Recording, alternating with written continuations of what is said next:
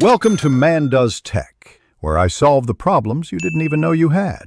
You start by prepping the helmet and mounting base so your footage stays stable. First, clean the area with an alcohol wipe and let it fully dry. This improves adhesive bond. Next, choose a flat or curved 3M base that matches your helmet shape and mark position with a pencil. Then attach the base temporarily with tape to verify sight lines and comfort. Once satisfied, peel adhesive backing and press firmly for 30 seconds to seat the mount. Once the base is secure, you attach the GoPro and lock it in place.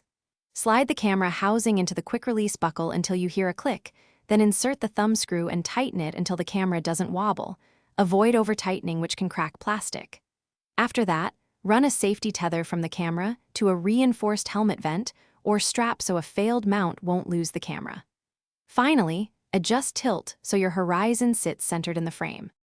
You finish by verifying stability and settings to avoid surprises. Walk around and simulate bumps while watching the camera. If it shifts, stop and red-item the screw and reseat the buckle. Next, confirm angle, battery level, SD card capacity, and Wi-Fi pairing so you don't lose footage.